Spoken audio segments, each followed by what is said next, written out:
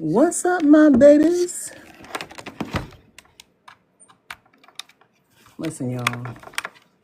After we do town halls, we do these after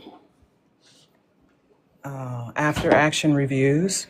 And let me tell you something, how these people were distracting me when they knew I had to come over here and do this. They knew it.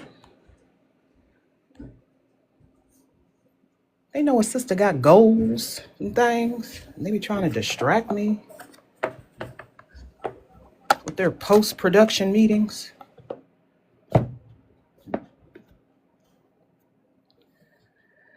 Hello, is it me you're looking for? I know it is because I'm the moderator.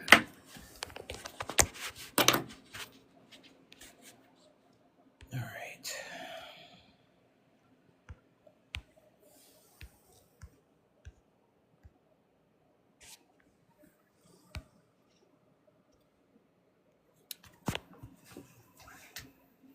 She said, don't tell all our business. Okay, why is TikTok telling me that I can't use the effects because my network is unstable? Oh, TikTok.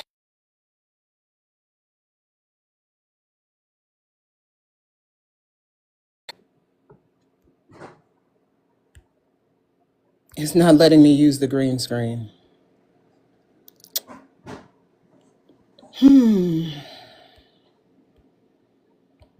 Oh, no, there it is. It wasn't letting me use the other ones. Okay. There we go. Tell me my network is unstable. I pay my internet bill, honey. I got AT&T. Don't play with me.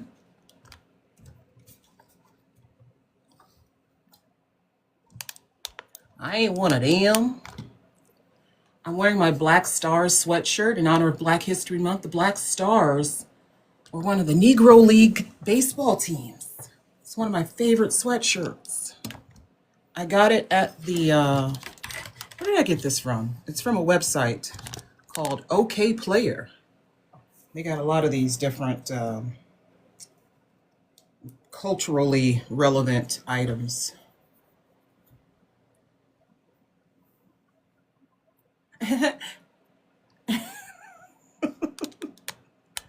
You can see our background. Look at that. Thank you, blessings for the, not blessings, thick for the background. How well did our moderator Blessings do on her solo town hall? She did very well. Big ups to Blessings. We are waiting for Amanda Hollowell. Amanda, if you're there, tell me where you are.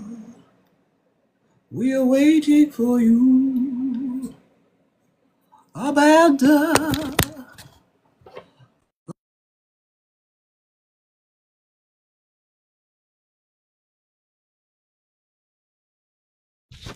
Where are you, Amanda? Amanda Hollowell is running for the U.S. House of Representatives Democrat primary for Georgia's 1st Congressional District. Is she in the room? Amanda, are you there? While we are waiting for Amanda, I'm going to give you some background on her district. It is in the state of Georgia, obviously. The current representative is Buddy Carter. What a name. He's a Republican. He was elected to the U.S. House of Representatives in I don't know what year because it didn't give me the year, but the location is southeastern Georgia, including the Atlantic coast. Ooh, the Florida-Georgia line. Up through Savannah and nearby communities. It is an urban-rural split, mostly urban, 71% urban. 29% rural. Population is around 806,580 people. Median household income is middle class, $72,484. It is a mostly Caucasian composed district, 57% white, 27% black, 7% Hispanic, 2.2% Asian. Let's see, majority Republican, and she's running as a Democrat. So it leans red. She's running to turn it blue. And there she is, Amanda Hollowell. Hi. Hello. How are you? I'm good. I'm trying to do a little background thing, but I'm in a hotel. How's the feed going? It's good. Are you said you're not able to use the background? No, I am. I'm trying to set it up, but I'm in a hotel. Okay. Well, I'll wait. I'll just keep rattling on while you look for it. I'll just keep talking. It's okay. Port of Savannah, one of the busiest container ports in the U.S., is in her district.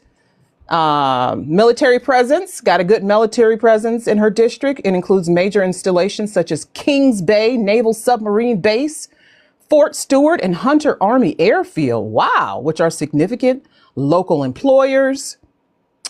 In 2022.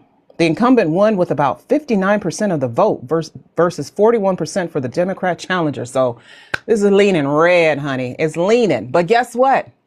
One thing I know about leans, okay? You pay that bill and that lean is gone. Little joke. Hey, Amanda, how are you? Good. How are you? I'm good. Welcome to tonight's town hall. My name is Ayana Fakir. This is OVC. As I said before, tonight we're speaking with Amanda Hollowell. I am saying that correctly, right? Hollowell? Yes, you are. You got it. Okay. And she is running for the Democrat primary for Georgia's Congressional District, 1st Congressional District. That's the U.S. House of Representatives. If you are in our audience and you have questions for Amanda, any question will do, but political in nature, please. You can hit the multi-guest option and you can come up and ask her yourself, or you can put it in the chat and I will ask her. We will also have moderators in the chat who will be alerting me to questions, but also filtering out things that just don't make sense. So please be kind in the comments. Also, if you want to gift Amanda, please feel free to do so. She's grassroots candidates. You know, that fundraising is tough on them, baby. Yes. Also, like the live and share it out, which I forgot to do. Amanda, did you repost and share? I did share, but I will share out to folks as well. I'll start sending it out. Yes, there are 3 ways to share. You can add this to your story, you can repost it, and you can also spam your followers because I know they want to hear about this race. Oh, they got to. Why wouldn't they want to? I mean, hello. Politics is wonderful. And the primaries are coming up and we don't have time to kid around. Right? Do we know? We're going to share this out. I'm going to share this out before we get started. And again, if you're in the chat, please continue to like, send your daily heart me, do all the good things. Yesterday, we had our 100th town hall, which was a big, spectacular, bash, fun-filled thing for us. So we are moving on to today. We had our 101st, 102nd town hall. We are our vote counts. Again, we'll be talking with Amanda Hollowell about her background, her vision for the district, and of course, taking your questions live. Our Vote Counts is a nonpartisan coalition of citizens from diverse states and backgrounds, united by a shared commitment to empowering voters and promoting candidates who stand for integrity, inclusion, and accountability in the upcoming elections. Our Vote Counts is more than a name. It is a promise, a movement, and a rallying cry for democracy. Together, we are shaping the future, one informed vote at a time. And Amanda, while we were waiting for you to come up, I gave some basic information about your district. You know all about it. You know all about the demographics. It's mostly urban, a little bit rural. It's coastal. You got some military bases. You got a Republican currently serving in the House of Representatives for you guys. I want to know from you, Amanda.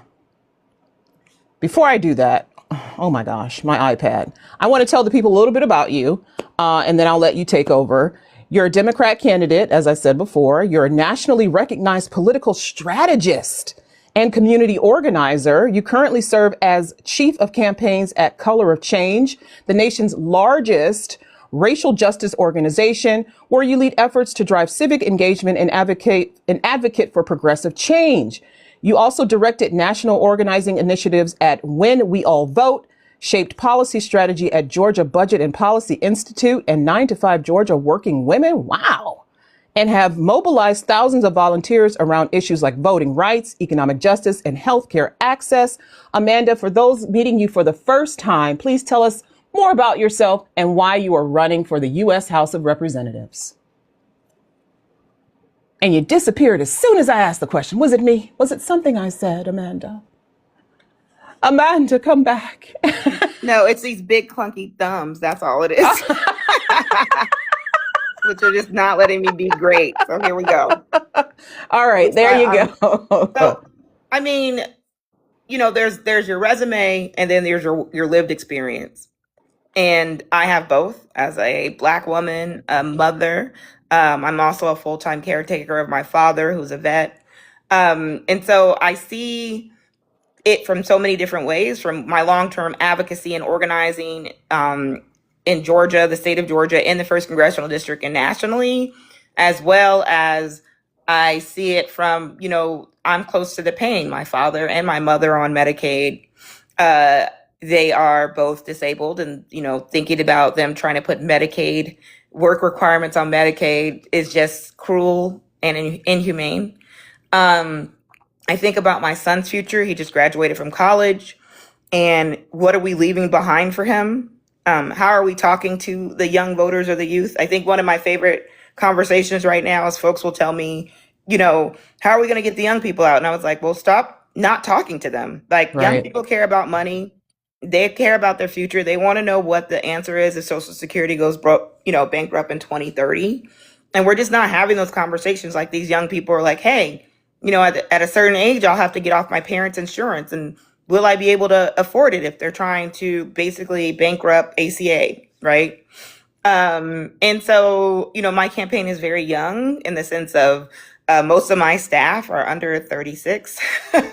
Oh, wow. Well, that's good. That's good. Yeah, my senior advisors are more in my age group. And so, you know, one thing that I do have really going for me is that young people are very excited about my campaign, and they see what I'm trying to say, which is just like practical, human-centered policy in how we move in this country. Mm-hmm. And I want folks to realize that I'm the candidate who's not going to just say the thing, like, just to get your vote, but I'm also going to be very intentional about why I don't see a certain way, and more logical, but I'm also very intentional about listening to people. And like how you described the 1st Congressional District, we are not a monolith. We go from coastal to rural, from farmers to industrial, right? And we have one of the largest ports in the country. And I have to represent everyone. I can't represent a few of my special interests. I can't represent people who donate to my campaign because of the PAC. I have to think about the majority of the folks in the 1st Congressional. Okay. And, you know, it is Black History Month. I love it. It's Black History Month all year for me. I heard want, as just an icebreaker, okay? I want to know from you, and one of our moderators did this yesterday and I loved it. She asked the candidate, and I'm going to ask you, if you could choose one historical figure, one Black historical figure to consult on your campaign, who would it be and why? That's interesting. Yeah, it could be living or deceased. Living or deceased.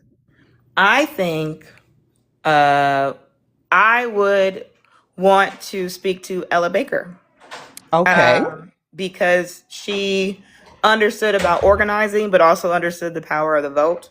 Mm-hmm. But also knew that, like, you can't just show up at people's front door and be like, you need to vote because I said so, you know, because it's important because people die. But like, you have to give folks a deep reasoning of to why they need to show up in this moment. And I think after Ella, it would be Shirley Chisholm.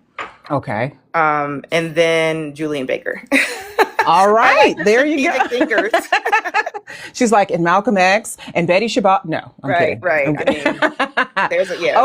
Okay. Just before we get into the questions, I'm going to please beg you, please, based on recent events, to use TikTok friendly language, Oh yes. right? Okay.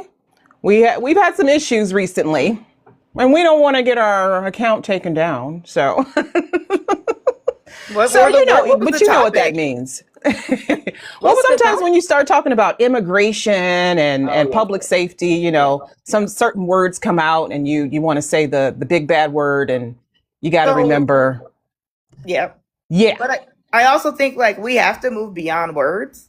I recently was very taken aback by some folks thought I didn't believe in um, melting ice in this country permanently. Ah. And I do. I just didn't say it on my as part of my platform. I said it Mm-hmm. because I do advocacy work in full time, and I said it there for that platform.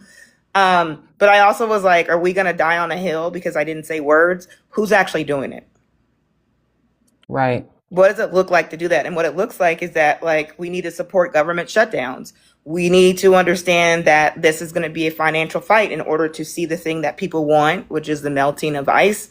And so, yeah, it's just not, we have to get beyond these like big words and slogans and be committed to the work that it takes to get there. Platitudes and euphemisms and all Yeah, that. everyone's Yeah. pontificating and everyone's got a Right. thing, but no one knows how to do the thing right or knows the understands the policies and the structures that we have to undo in order to even get there first.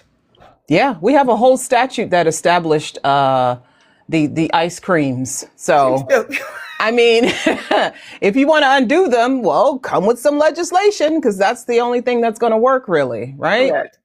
So, okay, first category, economic development.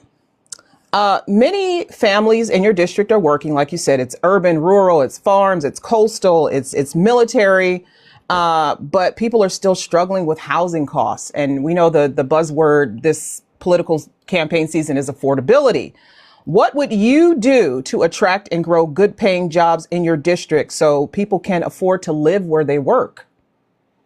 So, it's not just about good paying jobs. That's just such an easy answer because at the Mm-hmm. end of the day, like we're talking about a livable wage. And so before I even get to good paying jobs in my district, I also need to be very committed to raising the minimum wage federally. Because Okay. there is no good paying job, right? Our federal minimum wage is abysmal. That is not a living wage. Georgia has even a worse minimum wage. And so, like there's areas in the first congressional district that have Buc-ee's and they have Wawa's and they pay all this money. But like, the fact that these folks are paying all this, these type of corporations and businesses are coming to the first district to pay all this money. They also get a lot of tax incentives. They get a lot of kickbacks. And so, are they really giving the best health insurance? Are folks still on food services? Walmart, who's a welfare queen, and one of the large employers in my district. And so, first we have to raise the minimum wage to a living wage nationally. I would advocate and push our governor here in Georgia, whoever that might be next time, Mm-hmm. to also consider that. And then we talk about what is attractive development that's intentional, that answers some cities in my district run at a 26 poverty rate. And we've gotten to the point now that's just what we actually accept. And so what are the root things that I'm helping my local officials on the state and county level to address poverty and to address how do we get higher wage jobs in this community? Do we have the labor? We enter into community benefit agreements a lot with folks, and we tell people that's a resource or of a way to get to have businesses be held accountable to your community. But are you being accountable to your community that you're providing them the most opportune ways to increase their skill sets so they are workers who can actually get the high paying jobs? Okay, so you mentioned increasing the federal minimum wage. What do you think it should be increased to? What would be, and should it be regional, or should it just be across the board, increase for everyone, the same number for everyone? I mean, ideally, all the studies are showing it has to be a $20 minimum across the country where it doesn't matter where you live. Mm-hmm. And then I think the federal level can state a baseline of like, this is a baseline livable wage, right? And for some states, it might be amazing. For other states, it might be not enough still. So when you're looking at your New Yorks and your Californias, and I would hope those type of states are encouraging businesses and development in their districts and in their communities that will actually push people to have higher wages, right? And so that's kind of like what I see as a role that the government plays, is that we are the baseline, we set the standard, and we hope that folks are using a better equation of poverty, a more up-to-date version of what poverty is, in order to make sure that they are providing livable wages for their folks at the state level as well. Okay. It takes all of us, y'all. It's not going to be me.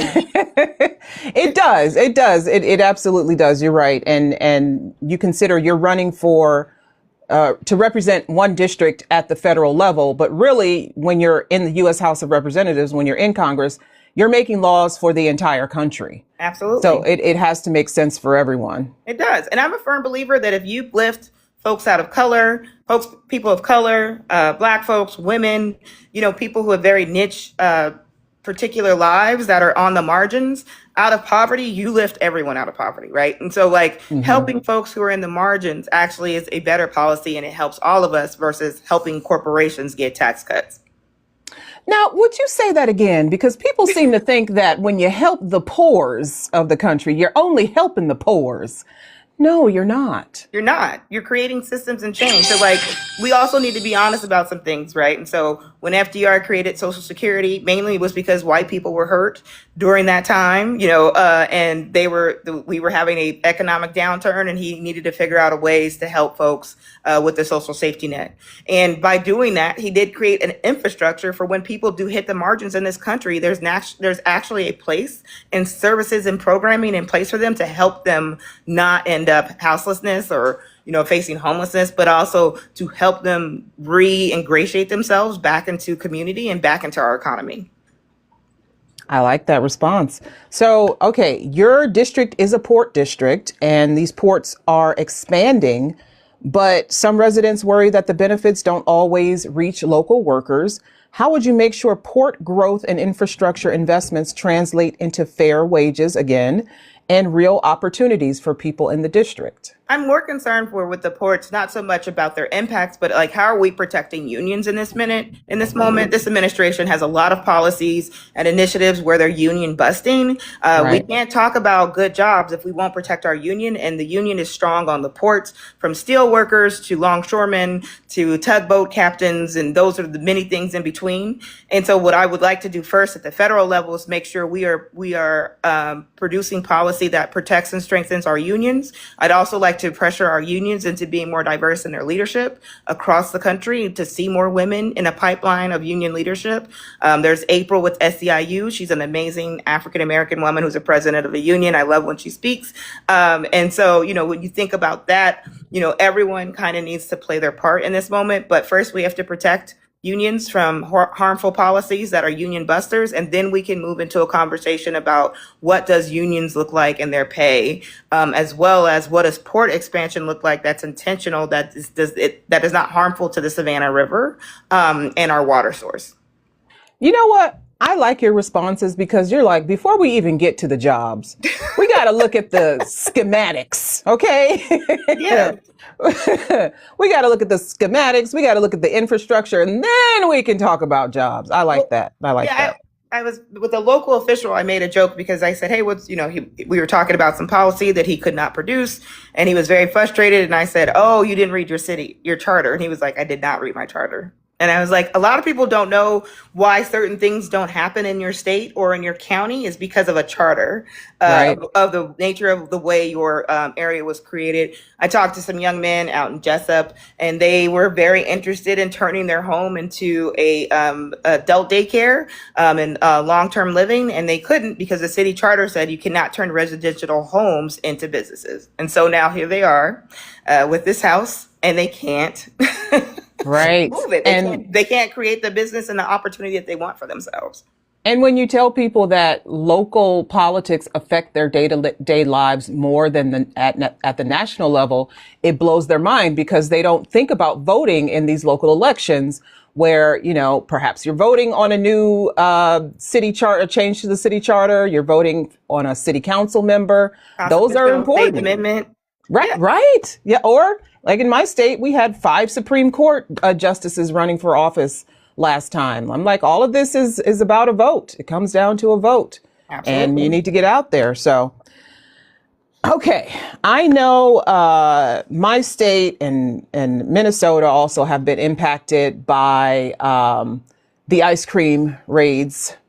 And it's impacting local governments because labor is being removed from these economies. Luckily, in at least Springfield, Ohio, a judge was able to stop the end of TPS for Haitians.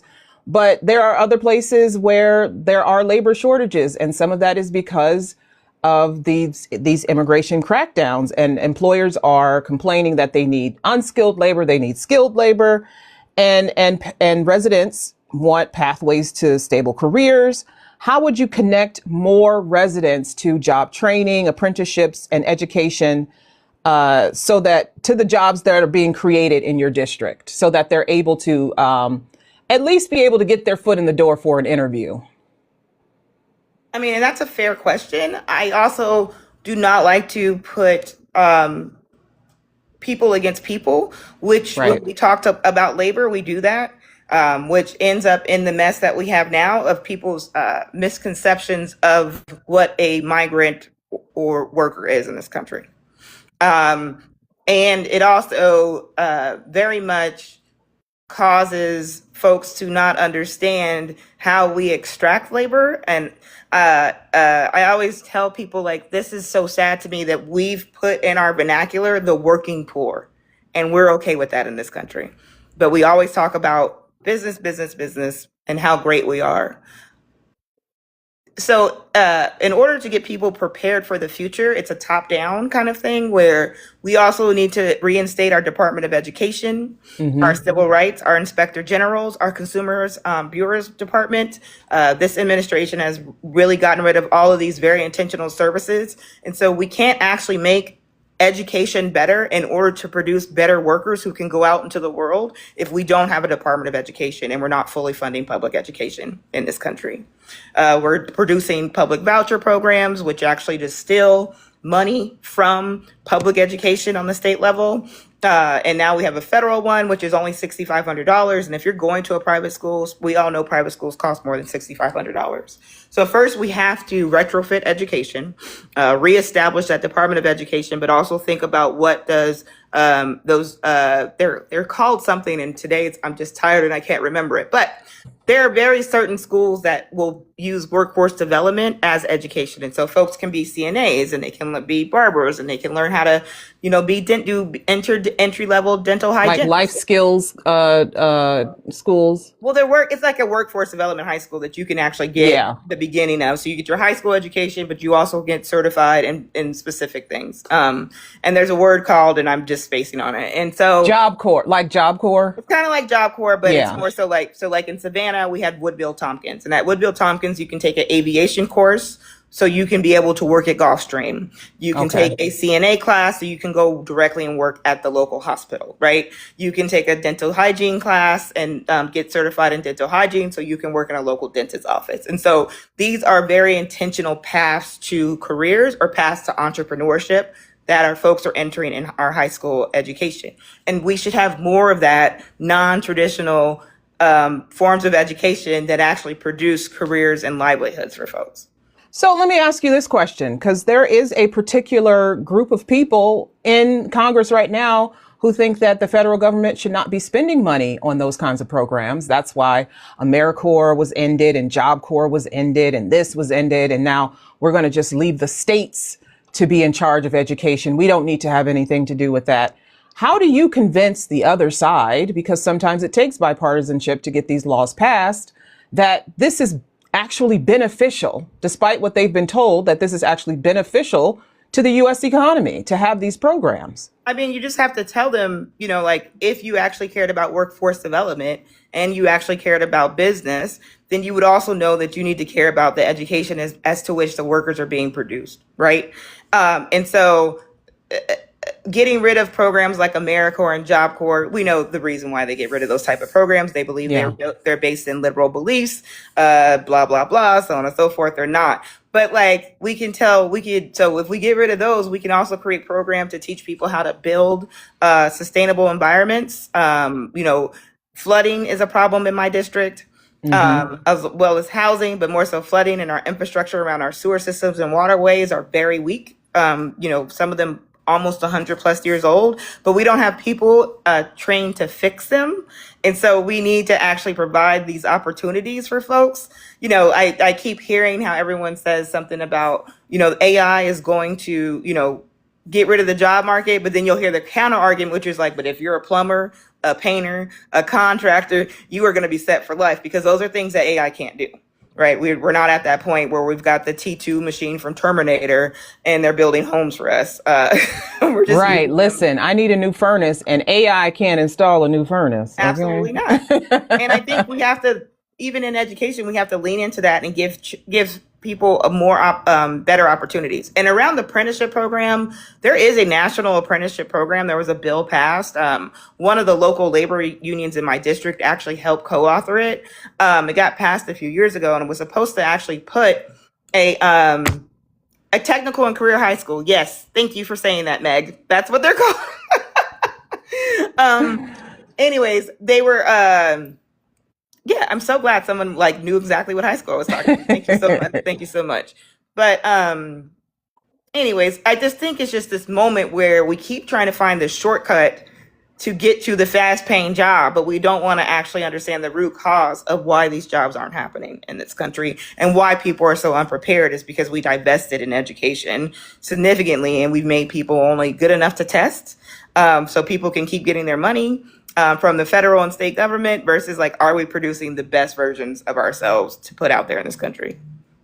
And you know what? And I hate to mention plants, but one thing I know about plants is if the root is bad and you try to replant it somewhere else, it's going to unalive, because you got to deal with the roots. The roots are bad. Got to toss it.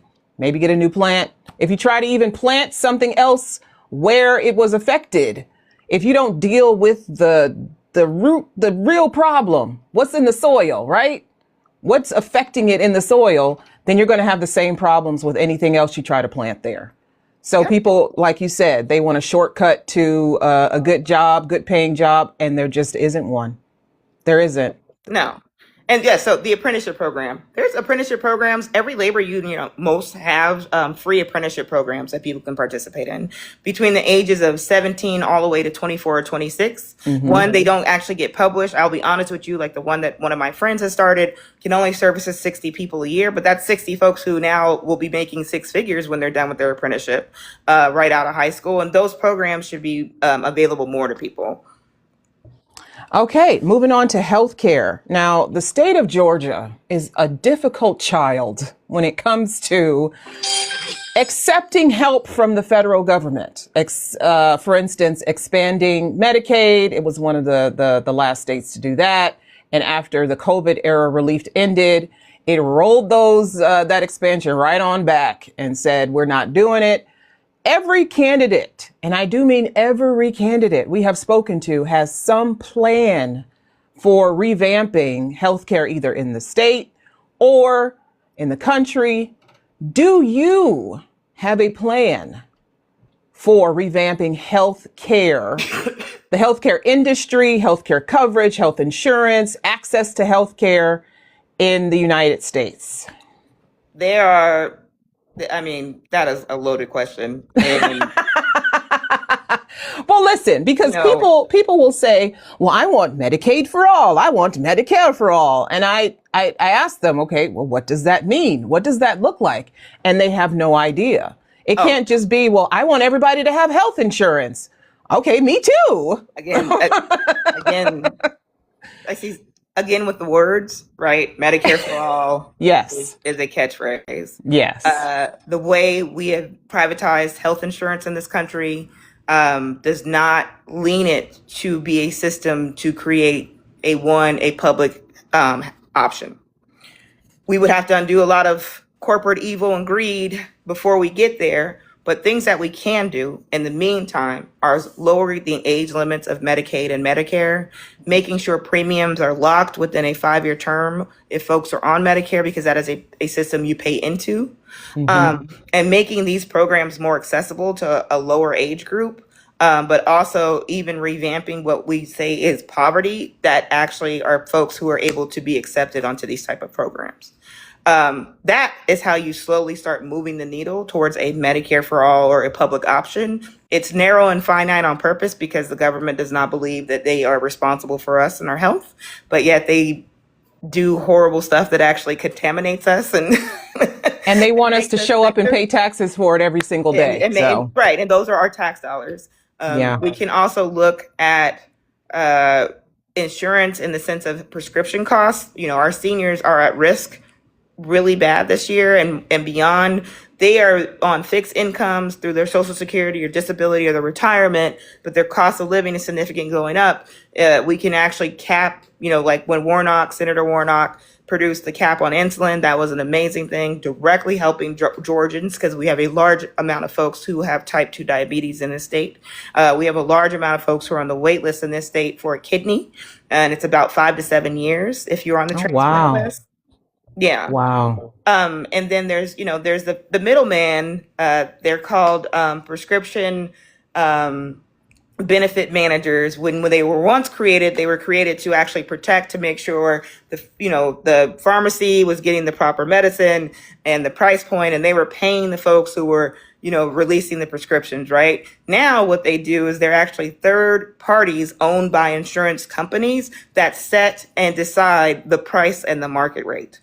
And so they decide the 1,000%. And then on top of that, I think if you saw last week, AOC, well, it was 2 weeks ago, AOC had a healthcare hearing in the committee, and they were in committee, and it was absolutely amazing because she was talking to CVS, and CVS Health owns Aetna Insurance. Then they also own CVS Pharmacies, and then they also own the urgent care, click care. Then they also own this. And so by the end of the time that you're done, they say it was a vertical realignment to be structurally beneficial to more patients, but in reality, that's greed at its best, because you've now cornered the market, you've monopolized it to a point where there's no one else can actually give competitive pricing because you own the whole supply chain, and you're the supplier and you're the distributor.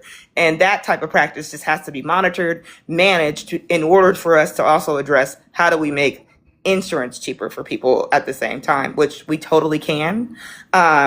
We just need to have folks with the will and the patience to fight through it in order to get it done.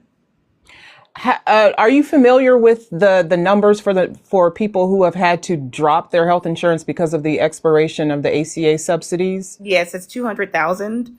200,000. Wow. That was a number I heard from the Habitat for Humanity folks, the national speaker. I heard that on Monday because I'm actually at the Capitol right now doing some advocacy around SNAP.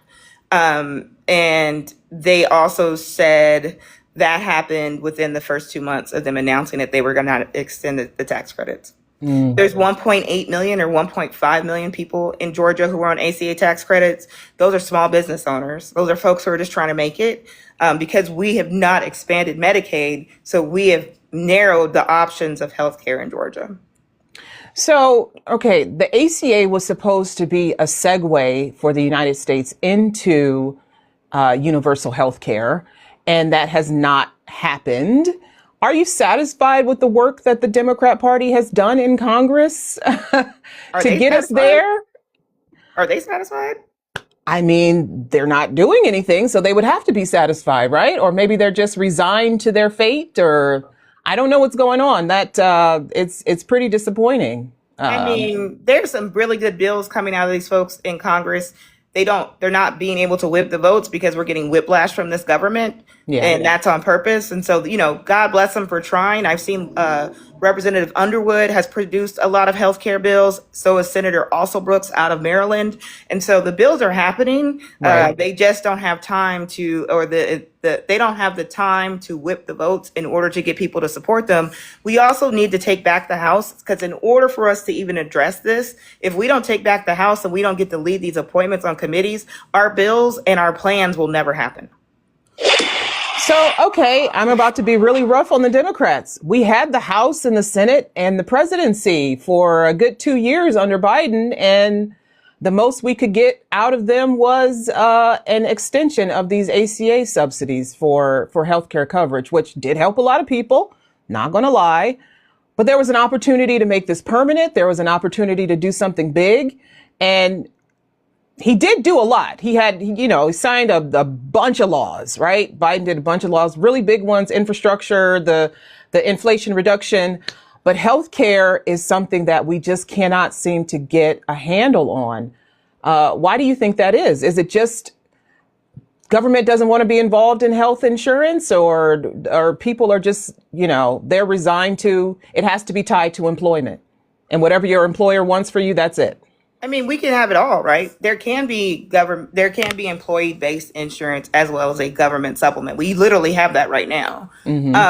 I think there was a naivete going within the Biden administration that they had more time Right. to get more things done. Because even if he didn't run for re-election, we knew the next person coming up was going to tackle health insurance, right? We tried immigration. We know immigration is a lot deeper than what it is, which I really think is diverting those dollars from bombs and guns to creating a Justice Department on the You said the more judges and no lawyers to get people words, processed. Amanda. Amanda, you said the no words. Ah, she didn't mean it, TikTok. She didn't. I didn't mean it. I didn't She didn't say it mean to anyone directly. It's okay. It's okay. Keep going. Let's just Fine. pretend like nothing ever happened. Fruits in the chat, please. Yeah. And so I think more than anything, it's us having a heart-to-heart with ourselves. I think our healthcare plan should be our economic plan as Dems. Because what we do know in this country is that folks can go bankrupt because of healthcare and cost of living when it comes to healthcare. And so we should make that our economic stance, which is making healthcare more affordable actually provides folks a lift out of poverty because they're already struck with that exorbitant costs, from prescriptions to your copays to your surgeries. And God forbid you need a specialist. And especially if you're in rural Georgia, you're in 2 hours in a commute to go find those specialists. And so more than anything, healthcare is an economic fight, is a workforce development fight. And if we look at it that way, more people would be inclined to actually revise it to make it better in this country. Okay. Thank you for that. I am now going to move on to some rapid fire questions. Short answer. Okay. Nothing. You don't got to get too deep. Short answer. What problem keeps you up at night right now? Ooh, that's a good one. That keeps me up now is the amount of mis and disinformation that is on social media. Yeah. And I worry about our undereducated and underinformed voters in this moment, because it is getting hard to be able to tell what's real and what's not. And we are not a country really promoting people to be curious and dig deeper. We are really promoting sound bites and imaginary ideas of living. And I just worry about where people are sourcing their information and how they're showing up. And how they're understanding how the country works. What's one law that you would repeal immediately when you get into the House of Representatives? The big, beautiful trash bill. I would, we hear that a lot. yeah, I would definitely fix of like how we decide and put our budgets together. It was called the Poor People's Campaign. Our leader, MLK, brought that up as part of his economic justice plan. Dr. Reverend Will Barber brings it up in his Poor People's Campaign. And I'm a firm believer a budget is a moral agreement with your citizens and your taxpayers. And we should be more morally aligned with the folks in this country versus what we're doing now. Correct. I mean, no, I agree. What's one issue you disagree with your party on? Ooh, there's so many. I not so much issues, but it's tactics. Are we putting forth our best tactics? Are we playing too careful?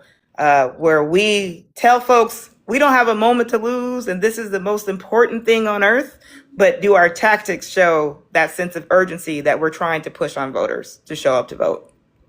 Okay. Should the filibuster be reformed or abolished? Reformed.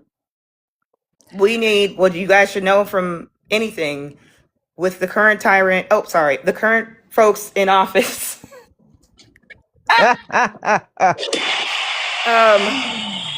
We need all government tools and Robert's Rules of Order in order to slow down as much damage as these folks can do through policy. Is climate change an economic issue or an environmental one? It's an economic issue. It's an economic issue because climate change costs a significant amount of money, especially when we do not go back and look at the infrastructure of certain pipes or roads or how things are flooding or moving. And so, if anything, climate change impacts us directly financially as well as it does environmentally and physically, right? It helps. If your climate is bad, or you're living in an area that doesn't have good processed air, or people are dumping stuff in the water, that makes you sick, that costs you money. Correct. Should Supreme Court justices have term limits? Yes. Should members of Congress have term limits? Yeah. What do you think is a good amount of time to create change in Congress for either a senator or a representative? Like for a senator, should it be 2 terms? For a rep, should it be 4 terms? I think for senators, it should actually be 3 to give them that off year. So just because it's 6 years, it's a long time. Yeah. I think for House of Representatives, us doing this every 2 years, I would rather have our time extended to 4 years versus this every 2 years. Because really, what ends up happening is we're in a like this horrible cycle of forever fundraising, forever campaigning. Right. We don't have enough time to actually do the work and get the legislation passed. Senators get more grace than us, and they can actually see their stuff from beginning to end, while we're kind of like, if I got to get it in this session, hopefully the calendar will work in my way, because I also know I got to go out there and fundraise because I also have to run for re-election again. Do you think that's because maybe the framers of the Constitution thought, well, the needs of the state are going to change quickly, so we don't need them to be in there for 4 years? I mean, they're thinking more of their district than they are of the entire country. Okay, yeah, sure, that's cool. I mean, the Constitution has a lot of things that are like you should toss it. Yeah. And I just think we're so afraid to revamp the Constitution or make amendments because no one wants to be the person who starts that Pandora's box, which is fine, and I get it. But I also think there should just be some proclivity of folks who run for office saying, yeah, I think I'm done. I think we've been here long enough. I've done really cool things, and I've watched really cool things be undone. That's how long I've been in office. And so we want more folks who are in there who want to do the job, do the work, make sure it's sustainable, it's funded. So, and it's permanent. It's moving in 4 to 5 years and not these quick initiatives or a commission. But also thinking about building the pipeline. I think that's the biggest problem, is that yes, term limits, but also yes, pipeline to leadership. Who are we bringing up with us? Right. So moving on back to our questions, public education. We've talked a little bit about the Department of Education, the changes that have been made there. It's really up to Congress to abolish a department in the federal government. And the president obviously just came in and kind of sat himself down and said, I'm just going to do this anyway.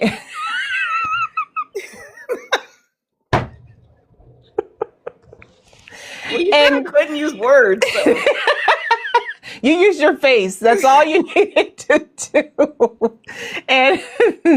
And Congress just really rolled over and said, okay, and scattered parts of the Department of Education off to this different department, Health and Human Services and whatever else, and CDC, and it's a mess.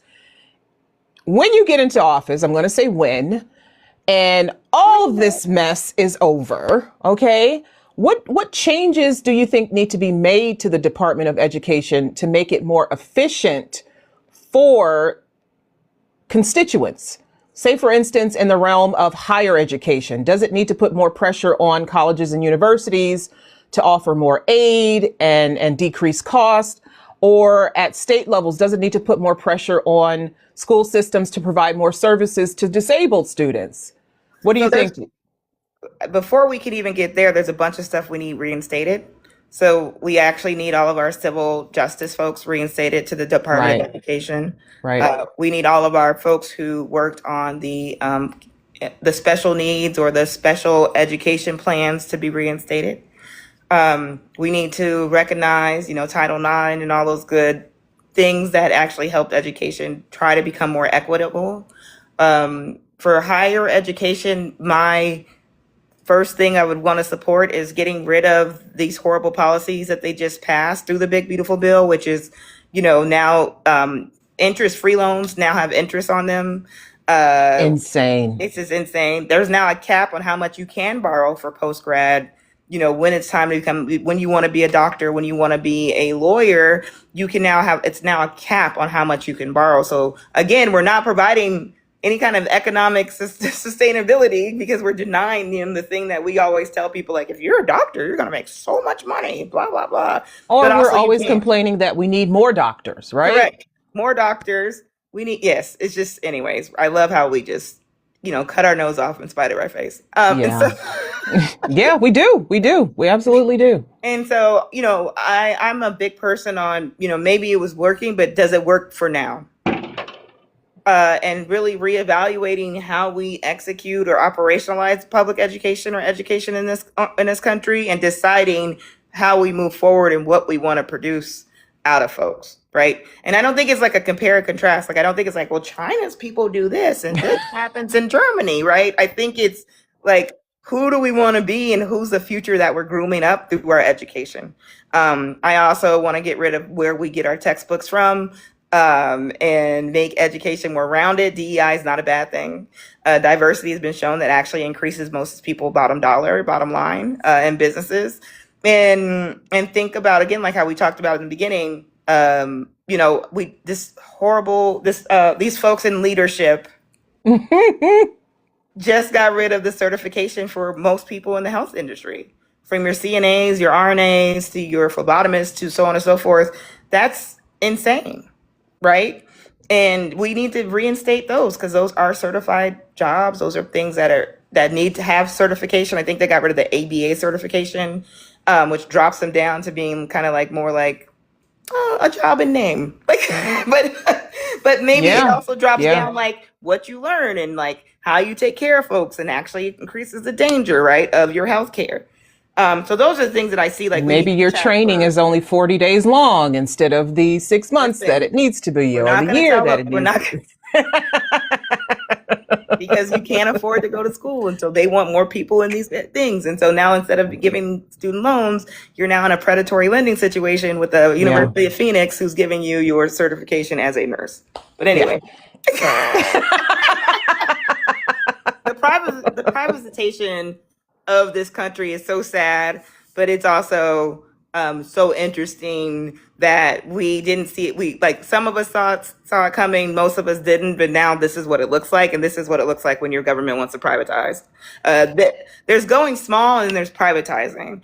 They said they wanted to go small, but really what this government did just privatized everything. They actually didn't go small. They're very wasteful with their budget. And what's interesting is that when I was going to school and law school, the U.S. government had private banks, private lenders in charge of student loans. Right. And then they saw that those loans were predatory, terms were predatory, interest rates were predatory. And they said, hey, we're actually going to take over these loans now and be in charge of them so that we can protect people.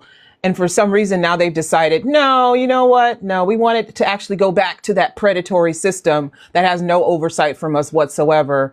And we're going to bankrupt people with high interest rates, 19%, 20%. And best of luck to you. On top of that. But also, like, I'm sure someone donated to his campaign in order to get this kickback around education. Like everything has a cause and effect with this administration, right? There's It somebody does. pulling the strings behind because they knew if I donated $1 billion to this man or 5 million, I can get unregulated AI all over the country. I'm sure, somebody in banking probably was like, hey, we would love to get those predatory loans back on it, higher education. Wink, wink. So, okay, you're in your district. What do you see as the most pressing educational need for either students or teachers or parents? What do you think is the most pressing need that you can address when you get to the House of Representatives? It's the access to education, really. Like some folks have a really great school district that's working and killing it. They have great tax policy and millage rates that feeds right back into their public education. I really want to think about on the federal level, how do we make sure that we're practicing equity in education when we are also doling out those dollars for certain grant programs? Are there things that we should fund more in education and make more accessible to these counties so they can go get them for their school districts, and really trying to understand that need? In my community, it's, folks are graduating high school, but not being well prepped to bridge on to the next. And so, we don't have many community colleges. We have a lot of technical schools and vocational schools. But even then, like, do we have the market to make sure that they can actually stay in the first congressional district and get a good paying job and have a livable wage? And so that's pretty much what it is that our education right now, when I hear and go across the state, is, I graduated high school and now I work at Walmart. We're not producing future leaders or careers with how we operationalize education in Georgia, period. And so that is probably one of the biggest challenges that we have. And we are just, step two. we're just producing workers. And there are some in the federal government who say that's perfectly fine. It's okay if people just have a job and pay taxes and retire when they are 72. And that's very good for the economy. They're not thinking about what's good for the person, right? No, What's good did for you the hear community. what Dr. Osh just said? Dr. Osh That's said, what I'm referring to. okay. If you guys A don't doctor. know that man He's went on, a doctor. is he? He's a cardiothoracic surgeon. Okay. Yeah. I know he is. Yeah. I know. Not me defending him. He's a cardiothoracic surgeon. I know. I mean, the way he moves. Yeah, it's really bizarre what we're seeing lately, and I don't know how we get out of it, but that's just cruelty, right? And that's what I talk about on my campaign a lot. I don't care who you are. This administration is touching everyone with some form of cruelty, from asking folks who are older or disabled to go back to work or to stay work longer to help, that's just insane. And these things are all made out of greed and bad, short-sighted decisions that don't center humanity. They center their own self-interest. Right. And most people, I mean, like me, I've been working since I was 16, and that's 30, 31, 32 years. I mean, like, how many more years would you like me to be out there? People have been working since they're 13, 14, and they're in their 60s. How many more years do we need to put into this? Right. But I just, whatever. I'm just a girl. What do I know? But let's move on to read, so you're so dangerous. Let's move on to public safety.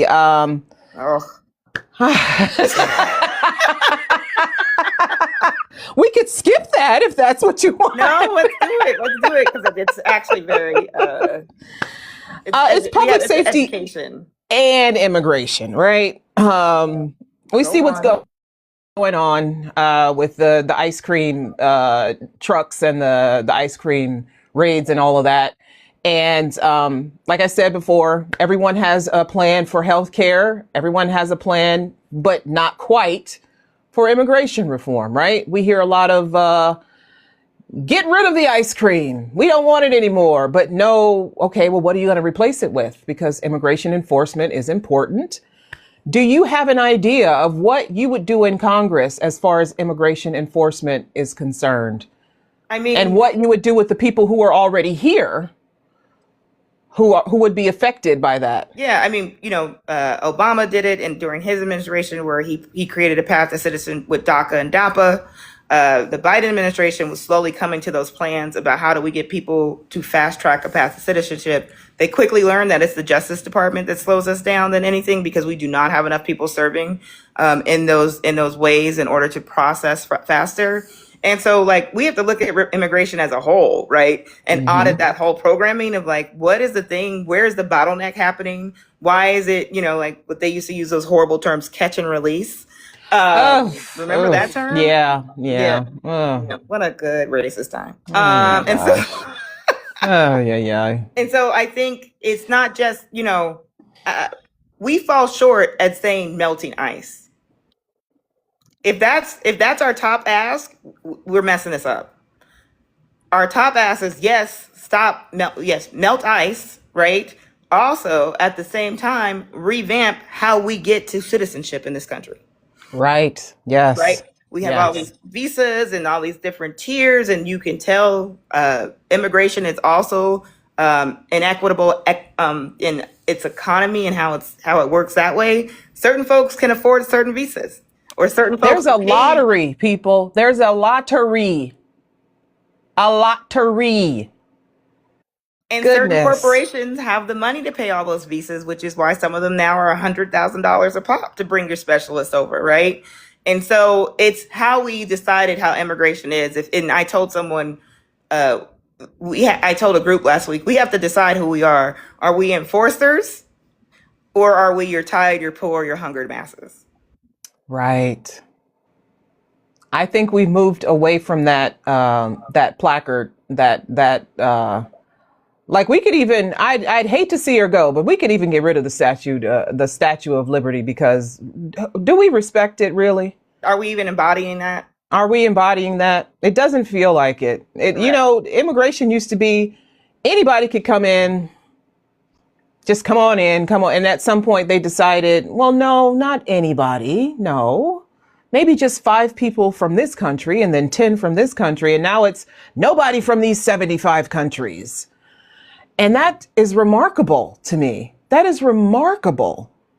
And they had that, who's that guy that won the Grammy? Was it Shabuzi? He said that the country's built by immigrants. Yeah. And people were up in arms because he didn't include slaves in that speech.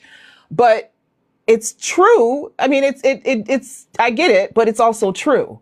There were different immigrants who were brought here just to be the labor that built the roads and the railroads and worked the plantations, the sugar plantations in Hawaii, and work alongside the slaves.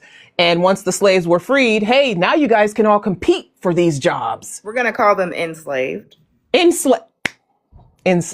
Thank you. Thank you very much. Thank you. We're also going to acknowledge that Ronald Reagan is a union buster, and he was busting black unions in the South, on the chicken farms. And that's how we end up with the influx of our Latin and Mexico folks coming into this country, because he abused another on the margins individuals to punish another on the margins individuals, all because they wanted workers' rights and better and safer places to work, right? And so we also have to talk about how immigration does not get reformed because it's actually weaponized more than people want to actually admit to. It is something great for them to run on, right? Right. Anytime an election comes around, I'm going to get rid of them illegals. Absolutely. They're bringing the substances into the country, and they're causing crime, and that's the person who wins. But also, like, your biggest substance abusers were pharmacies who were working directly with those folks. Like, fentanyl just doesn't come from Mexico, y'all, or Venezuela. Oh, sorry. The syrup doesn't come out of the trees, y'all. It gets processed somewhere and distributed. Right. And abused. What is it? They're in the house. The call is coming from inside the house.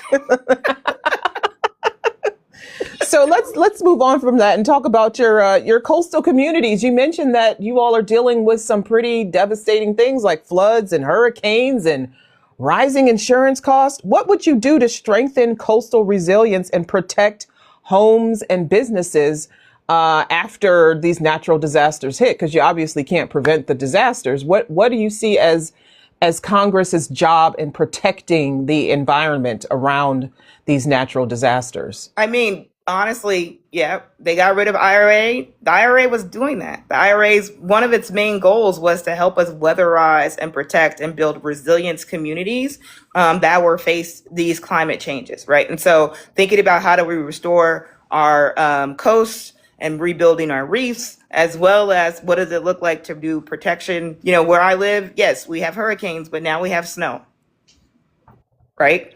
So folks need money to be able to replace these roofs. We also need insurance to go down.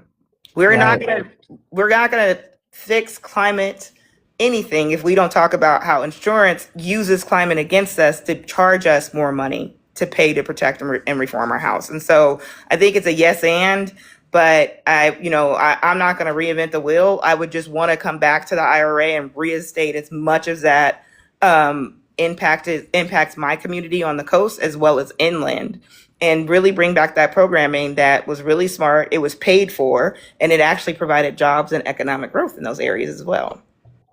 And your district has a large military presence, right? Right. Yes.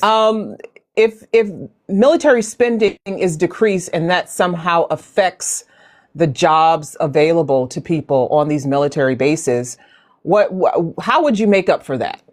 Ask the question again. Okay. Because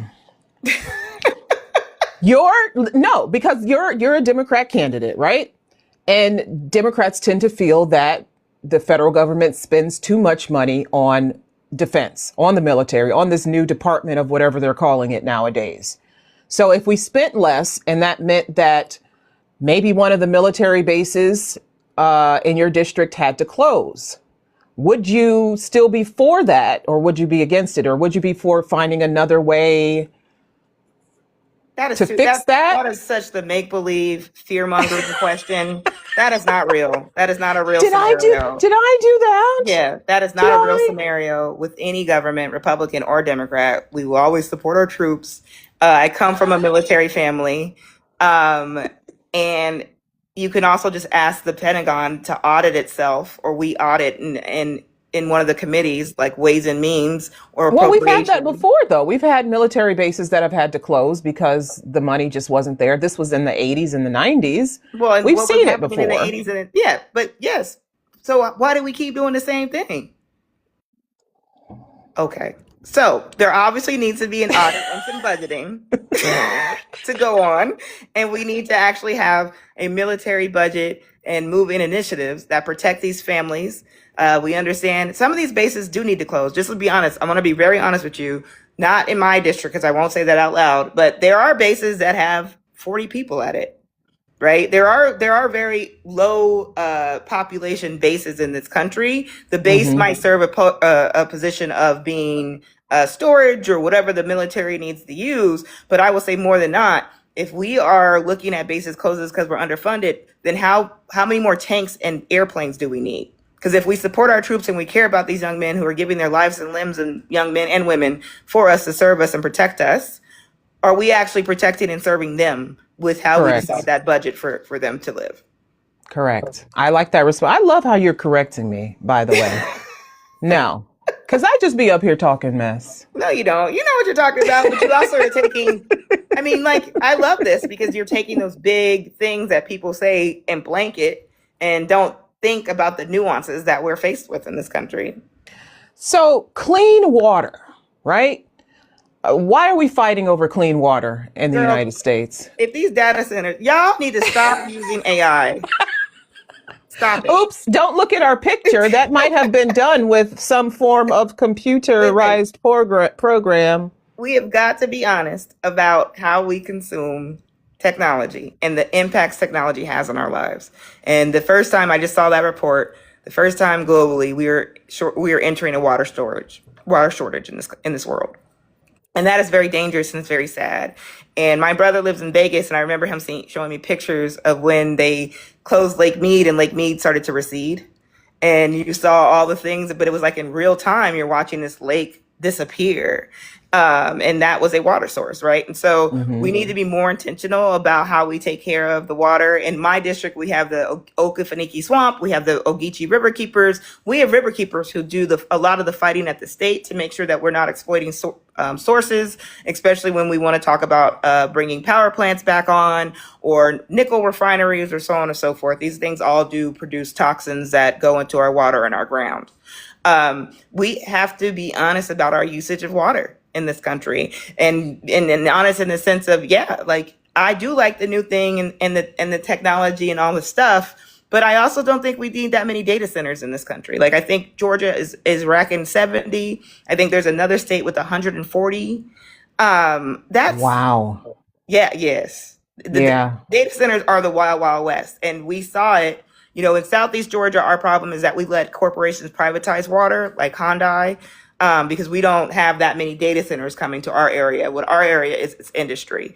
So it's nickel refineries, it's Hyundai plants, it's battery plants, and it's all fine and good, but you need to pay impact fees of the damage that you leave behind in your production. We also need to actually understand and have studies before you build where this water system comes from. Here we have an aquifer that actually is used by Florida and Georgia. That aquifer is depleting. We have more surface water on here, so we have less drinkable water because it has higher salt or saline in it.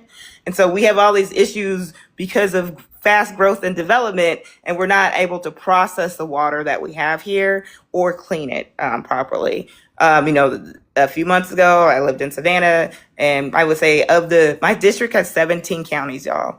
And so at least 7 of those counties were doing boil advisories because we couldn't drink our water. Oh, wow. Because a processing plant was struck by lightning, or like one of the fans broke, and so it couldn't process the water. So we had to boil all of our water for like 2 weeks. So, the water crisis is real. It looks different everywhere, but we also have a very hard conversation that we do need to study on consumption. When we do intentional development, we need to know how much you're going to consume. We also need to have plans in place on how we keep water coming, how do we clean water, but also how do we make water more accessible for folks. The fact that we pay for water doesn't bother y'all, but anyways, it's a free thing. But listen, I pay for water one time. There are people who pay for water to come into their house, and then they will go and buy water.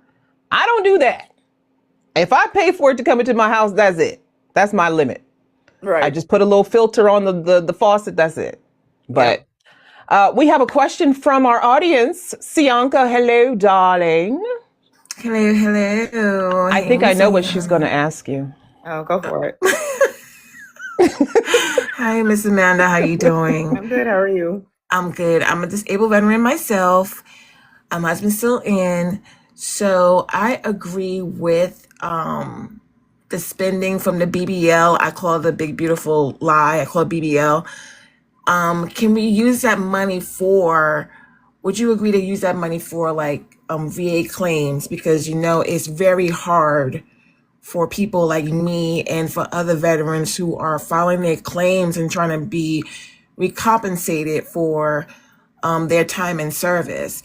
If so, what would you do? And if you can't do that, I probably can, but what would you do for us to make sure that the claims that we put in is done at a good pace, not taking it took me like 8 to 10 years to get mines at the percentage that it is. So what could be done to improve that? So right now they're actually trying to roll that back now with this administration. And so they were floating the idea around that if folks, were disabled one way, they can't double dip, which I just was like, that's crazy. These folks have been living with this money for 20 plus 30 years. And it's part of their income. I think the VA system as a whole needs to be revamped, but we also need to have a better understanding of like where the pain points are. And yes, claims is one. My father, my sisters, and we went through it, and it's crazy. And then if you don't show up, if you lose it, you do. If you don't use it, you do lose it in the military. Right. And that even itself, I would say my best example that I was very frustrated with was my father is blind. He was blind from glaucoma, but in order to get his treatment at the VA, he had to drive 45 minutes. Who's driving 45 minutes if you're losing your vision? Crazy. You see what I'm saying? But he was getting penalized as a person who was not meeting his meetings, going to his doctor's appointments. So they kept moving down his disability percentage.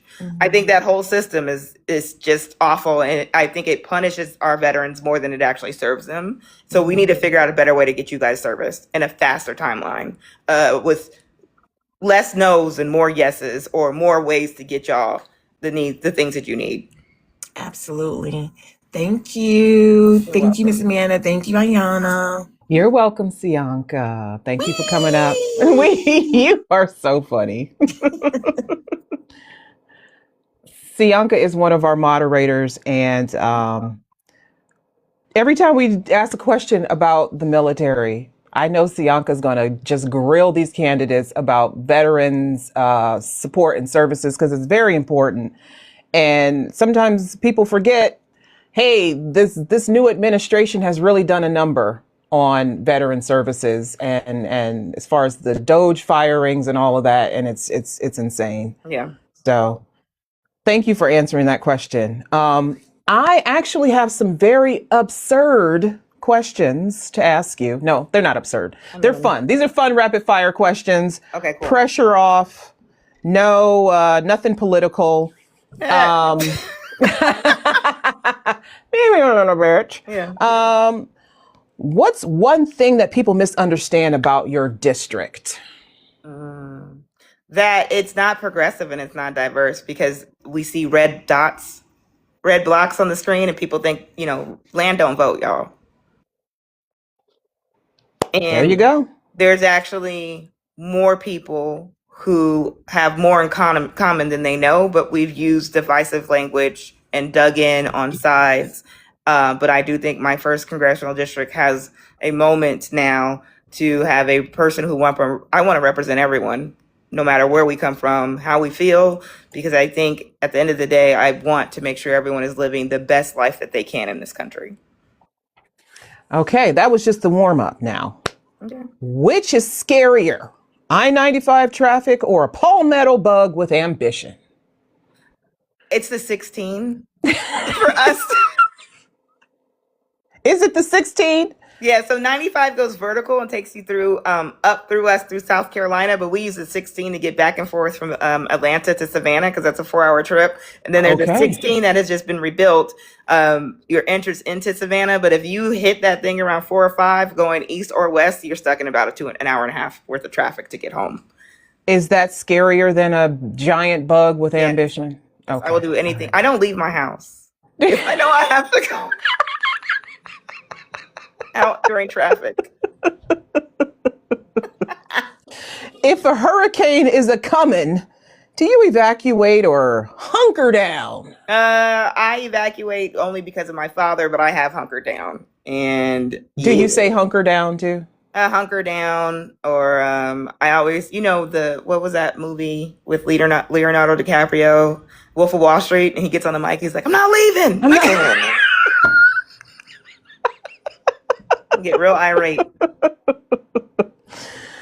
Okay. What's the best local sport? Fishing, shrimping, or watching tourists melt in July?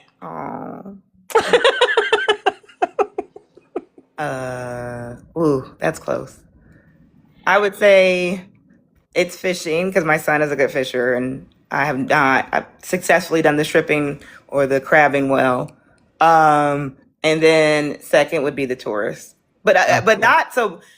So yes, for the whole district, it's watching tourists melt in July. But in Savannah in particular, it's watching tourists and bridesmaids and brides melt in July, because they plan their wedding and they're walking the cobblestone and hills, and so it's just like a smorgasbord of like accidents that you can see all at once. And so those are just oh my gosh, I can't imagine. And then all the makeup is just melting off of your face. And the poor girl, and I'm like, man. That sales rep lied to you, because there is no. This is a hot. Well, this is why my hair looks like this now. It's all flattened because this is a hot, nasty humid. Like, it's not a dry heat. It is It is What's the a weather like there? Here it's like 20 degrees. I'm in Ohio. in Georgia, it's right now it's 44 degrees. Oh, okay. I Yeah. could, yeah. Okay. Some of my friends says this is good hot flash weather. Is it? Oh, yeah. Yeah. Yeah. The mosquitoes, we have sand gnats. So yes, mosquitoes, but the sand gnats will get you. There's these And little annoying gnats that when they sit on you, they like throw up on you a little and it stings if you're allergic. But you don't see them. You just see your little bites all over you. So ooh. yeah. Okay. Sianka says that peach season is coming up. Hmm. Peaches have a season? They do. I thought in Georgia you guys don't grow peaches all year round. No. No. Is that just my northern prejudice showing? Yeah. I mean, it's just you being against agrarian calendars because Me being I live by the lake. I'm yeah, almost Canadian, honestly. That's how close we are to Canada. yeah. But But I'm sweet more the tea. Valdelia onion girl. That's what's in my district. Oh, So I love those. yeah, I love those. Oh my gosh. Okay, sweet tea. Is it a beverage or lifestyle commitment? I stopped drinking coffee, and so now sweet tea is my like if I'm like dragging, which I was a little bit before this because it's been a long 24 hours. I had sweet tea tonight, and I was like, now I'm like, Did you? woo, let's do it. Oh, So like sweet tea.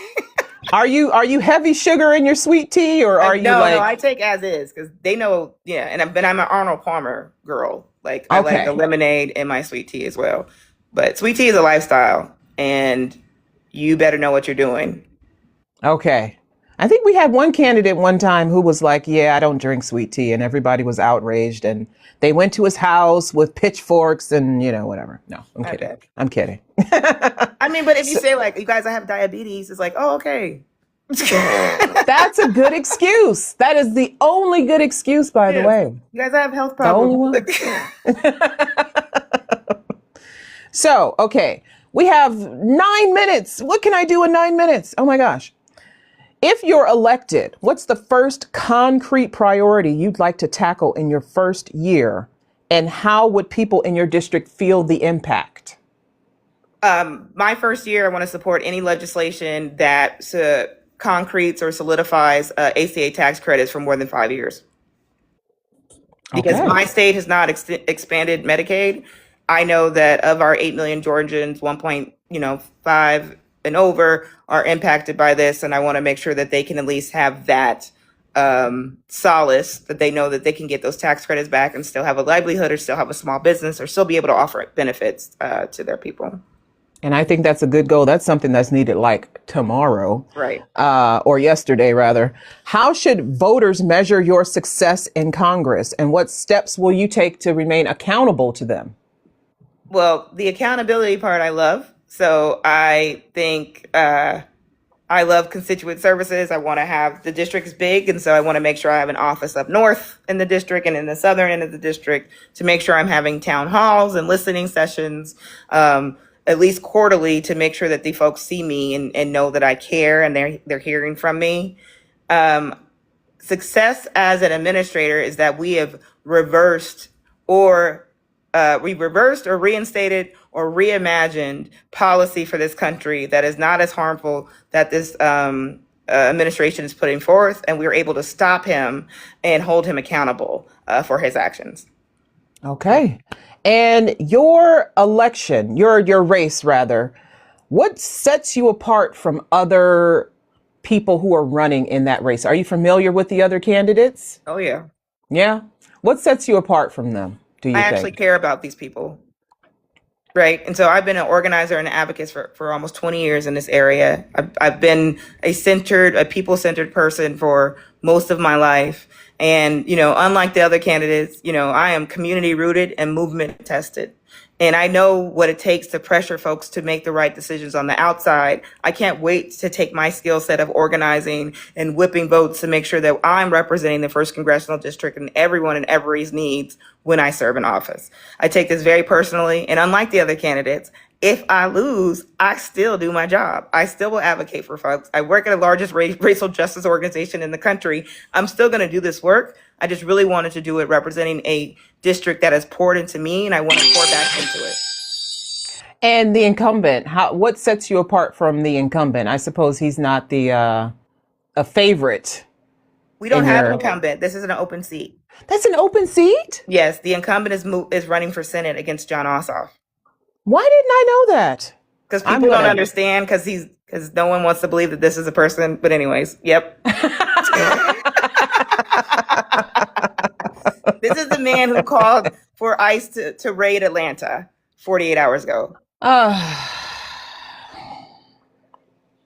Good grief. Yeah. Could they just stop? Right. Just stop. Right. It's okay to just chill out. Chill out. Yes. Just chill out. Just be cool. Right. Don't be all like uncool. Right. So if you had 60 seconds or even just a few sentences to convince an undecided voter to vote for you, what would you say to them? Because sometimes these elections hinge on getting an independent voter or somebody from the other side. If you had to convince them to vote for you, what would you say? I would say we're at a point in time in this country where we need to decide who we are as a country. And if you're undecided in this moment, that means that you probably are a little bit disenchanted and don't like where this country is moving forward. But it is more important than anything, because what we found was, for as many people who went and voted, didn't vote. And that made a difference and an impact. And we need you to show up now in order to correct the wrongs that have happened so far and protect your future. Okay. And how's the fundraising going? Hard. I think every candidate says, it's like, I don't like picking up the phone and begging my friends for money. And like, that's really what you're doing. And like, when folks are enthusiastic about my campaign, which a lot of people are, it starts to roll in, but we haven't really set up that apparatus to create the machine. And so for my campaign, every dollar turns into a voter contact, voter outreach, and me being more out there in the community and touching my voters. And so I use every penny from our door hangers to our postcards, to our software that we use that's a little bit more affordable, to the staff that I pay. Because I believe I want to pay as many people as I can without breaking the bank, but I want to make sure I always pay people for their service. And so, or reimburse them somehow, some way. So yeah, it's fundraising's hard. I mean, we have only 1 million people running for governor in Georgia. We have. I mean, every seat in the U.S. House is open. So every seat in the U.S. House is open. Every seat in Georgia is open, from our governor to our whole executive branch. And so we're all pulling from the same base for money. And so I will eventually have to get this campaign on a national platform in order to fundraise for it. People, this is a big race. Please get out and vote and this give. Is an open seat. Like, let me tell you, like, the numbers are, for the presidential, it was +8. When it was candidate to candidate, it was +22, but now it's an open seat. So you lean into the +8, right? And we've seen it across the country. Folks are taking these seats. They're flipping them, however you want to take it. We do have a shot, y'all. We do. And even more so, I will be the first Black woman ever elected for the seat. Yes, I love to hear that. So let the people know where they can find you online besides TikTok and how they can support your campaign. Yeah, I'm real strong on Instagram and Facebook, y'all. And it's Amanda for Georgia. It's Amanda, the number 4 GA. My name, again, is Amanda Hollowell, and I'm working to be the next Congresswoman of the 1st Congressional District. There you go, you all. You heard it here. She is running to be the first Black woman in her district to be elected to the U.S. House of Representatives. We love to see it. I hope you all will support her campaign. We have a lot of candidates who come through here and mention their fundraising. And I know that Act Blue is one of the ways that people are able to donate. So if you guys part ways with at least $5. I'll take it. Make it recurring, though. We need the recurring dollars. You maxed out at $3,500. So, like, if you get a little bonus, you can increase. Go back down. But it's amandaforgeorgia.com. Check me out. You can see my socials, and I would just love more support. You don't have to just be in Georgia. We are making this a movement because we have an amazing opportunity. So get involved with us. And Amanda, we love it so much that you joined us today for our 102nd town hall. And again, people vote in the primaries. Please, please, please, please. May 19th is our primary, y'all, in Georgia. May So 19th. You guys hear that? May 19th. Make sure you are registered and you have a plan for voting on that day.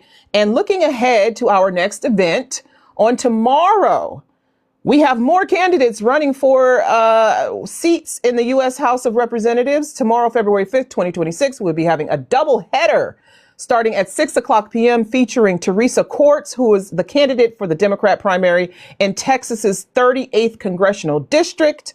And following that at 8 p.m., we will be featuring Shamal Carter, who is a candidate for the Democrat primary in the Arkansas State House of Representatives in District 36. So we have a federal legislative candidate and a state legislative candidate. So you all can come and see what the different decisions would be at the state level versus the federal level. Please join us. We would love to have you. Amanda, thank you so much again for being here, and to the audience, thank you. Oh, Amanda, if you're available on February 15th or March 1st, we're having a candidates roundtable. We would love to have you. yeah, You can sit and talk with other candidates who are running for either Senate or the House of Representatives or mayor or what have you. And we sit around and we chew the fat about politics and government and what changes we would like to see and what our visions are. And they trade their platforms and the difficulties with fundraising, and they trade resources, and it's a great time. I would We love would that. love to have you. We'll send you Yes, an invitation. please. Make sure you are there.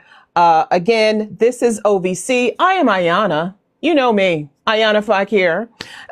This is OVC, a nonpartisan movement uniting Americans from all walks of life to empower voters, support candidates of integrity like Amanda Hollowell, and ensure every voice is heard through education, outreach, accountability, and action. We're building a stronger democracy, one informed vote at a time. We thank you for joining us. Again, thank you, Amanda. Remember, your vote is your power. Everyone, have a good night.